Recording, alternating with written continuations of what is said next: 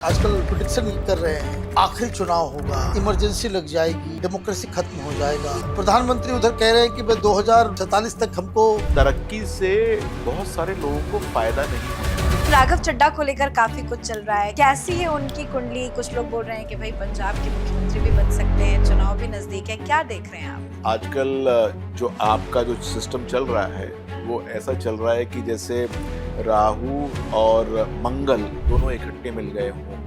केजरीवाल के भी अपने सगे जो हैं धीरे धीरे करके छोड़ के चले गए। अभी चर्चा पंजाब चुनाव पे हम आएंगे, लेकिन राघव चड्ढा को लेकर काफी कुछ चल रहा है। कैसी है उनकी कुंडली? कुछ लोग बोल रहे हैं कि भाई पंजाब के मुख्यमंत्री भी बन सकते हैं, चुनाव भी नजदीक है। क्या देख रहे हैं आप?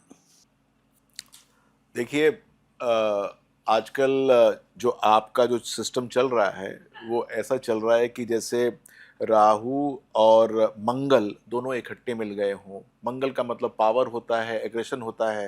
राहु का मतलब भ्रम होता है। हाँ। तो और सीक्रेसी भी होती है। तो ये दोनों के दोनों इकट्ठे मिल गए हैं। अब इसके अंदर एक ऐसी बात होती है, जैसे मान लीजिए कि आप एक गधे को दौड़ा दीजिए और उसके आगे एक गाजर टांग दीजिए। उसको लगेगा कि गाजर थोड़ी सी आगे है और भागूंगा। वो दौड़ता रहता है। वो दौड़ता रहता है। तो मुझे लगता है कि आपको मेरी बात से आंसर मिल गया होगा। ये अच्छा कॉम्बिनेशन है। राहु और मंगल का, दिस इज क्लासिक।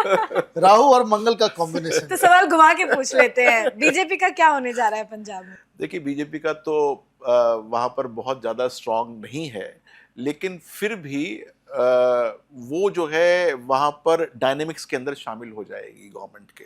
तो आने वाला टाइम वहां पर बीजेपी के लिए वैसे अच्छा है, लेकिन आप सोचें कि कोई जो है कोई मुख्यमंत्री उनका बन जाए तो वो थोड़ा सा मुश्किल काम है। ये एक और बड़ा मसला चल रहा है। वो चल रहा है कि क्या भारतीय जनता पार्टी, जिससे बहुत सारे लोग आजकल प्रिडिक्शन ये कर रहे हैं कि आखिरी चुनाव होगा, इमरजेंसी लग जाएगी, हिंदुस्तान में डेमोक्रेसी खत्म हो जाएगा। प्रधानमंत्री उधर कह रहे हैं कि 2047 तक हमको भारत को जो है एक डेवलप्ड नेशन बना लेना है। क्या दिख रहे हैं भारत के भविष्य को? देखिए, सबसे बड़ी बात तो यह है कि भारत के साथ कुछ खराब नहीं होने वाला। भारत जो है वो अपने अच्छे पेस के साथ तरक्की करने वाला है और इस तरक्की से बहुत सारे लोगों को फायदा नहीं होने वाला, जो कि अपने व्यक्तिगत फायदे की बात करते हैं। अच्छा। जब व्यक्तिगत फायदा जो है लोगों का समाप्त हो जाता है या कम हो जाता है, तो इस प्रकार की बातें या इस प्रकार के अंदेशे होने शुरू हो जाते हैं। जब को लगता है कि मैं एक हाउस ऑफ प्रॉफिट में बैठा था और मेरे को वो हाउस ऑफ प्रॉफिट से फायदा नहीं हो रहा, तो उस प्रकार के वक्तव्य करते हैं।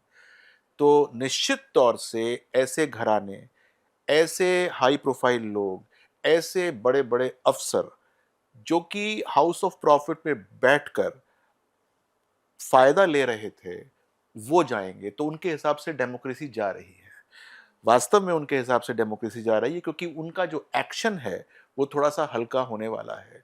लेकिन जनसाधारण, जनमानस, हम और आप जैसे लोग जो कि डेमोक्रेसी के नाम पर हम लोग गर्वित होते हैं, वो हमेशा गर्व से ही रहेंगे कि इस देश में डेमोक्रेसी हमेशा जीवित रहेगी।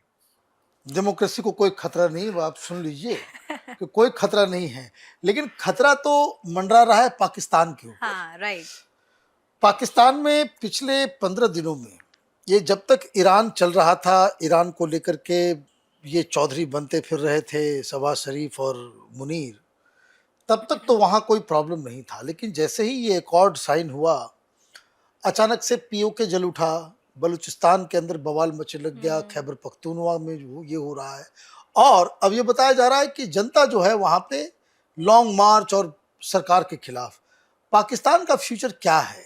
क्या they will come back as a strong nation? अभी तो बहुत ही बुरी हालत में ये लोग। पाकिस्तान और इंडिया की कुंडली को लोग बहुत एक दूसरे से कोरिलेट करते हैं, क्योंकि बनने में ज्यादा दिन नहीं थे। जी जी।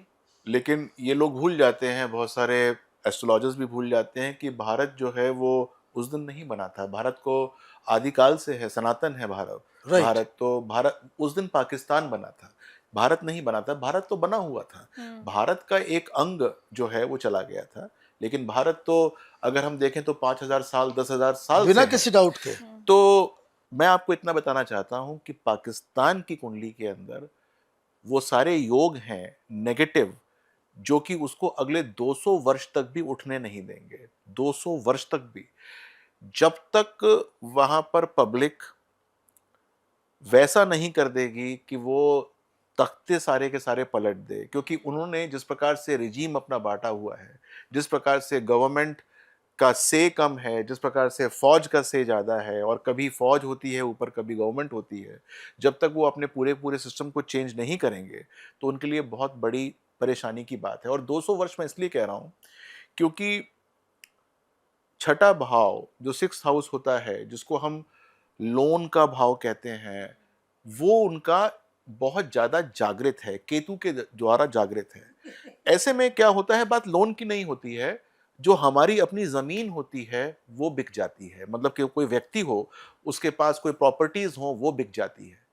तो आप सोचिए कि पाकिस्तान का अपना लैंड या फिर अपनी जो धरती है, वो बहुत कुछ उसके हाथ से जा सकती है। ऐसा नहीं है कि भारत ले रहा है, भारत को लेने की जरूरत भी नहीं है उसको, लेकिन वो ऐसे व्यक्ति के पास या ऐसे नेशन के पास चली जाएगी कि उसमें उसका से बहुत हद तक कम हो जाएगा। और ये बहुत ज्यादा दूर नहीं है, ये 2-3 साल के अंदर आप देखेंगे कि एक सब्सटेंशियल पार्ट जो है पाकिस्तान का, वो कोई विदेशी धरती के लोग कंट्रोल करते हैं। वैसे तो उसको कंट्रोल करते आए बाहर के लोग ही हैं, लेकिन वास्तव में उसकी धरती के ऊपर रह के कंट्रोल करने वाले अब होने वाले हैं। अभी तो फिलहाल सभी का इंटरेस्ट पीओके को लेकर है, कोई गुड न्यूज आएगा? अब मेरे को तो ये लगता है कि जब तक वो ना मिले तब तक हिंदुस्तान के लिए गुड न्यूज़ है। मतलब वो आप उसको मिला के करना क्या चाहते हैं? एब्सोल्युटली। हाँ। आप क्या करना चाहते हैं उसको मिला के? आपके पास वहाँ के लोग आ जाएँगे, आपके यहाँ पर वैसे ही परेशानी के भाव ज़्यादा हैं। पहले एक बार अपने घर को हम जो है इस्त्री करके बिल्कुल फ्लैट कर लेते हैं, पहले ठीक कर लेते हैं। एनआरसी वगैरह करवा करके हाँ। भगोड़ों को पहले भगा पहले करके भगोड़ों को भगा के ठीक कर दें। पीओके के लिए ना बहुत मुश्किल बात नहीं है। हाँ। जिस दिन जो है, जो अपने बाबा जी हैं वो बीच में आ जाएंगे, उस दिन सबसे पहले पीओके ही आ जाएगा। राइट। लेकिन उसको लेकर कोई ज्यादा गर्व की बात नहीं नहीं है, है। वो इतनी कोई हाँ। वो वाली बात नहीं है, जैसा मैं समझता हूं। क्योंकि वो अपने आप में ही बहुत बीमार नेशन है, और वो बीमार नेशन ऐसा है कि उसको ठीक करने के अंदर भी न जाने क्या क्या जो है वो हो जाए। जैसे कि ईस्ट और वेस्ट जर्मनी जब मिले थे, तो मतलब बहुत समय तक तो बेचारा जो संपन्न देश था वो भी वह परेशानी के अंदर रहा। तो हमें कोई ऐसी परेशानी लेने की आवश्यकता है नहीं।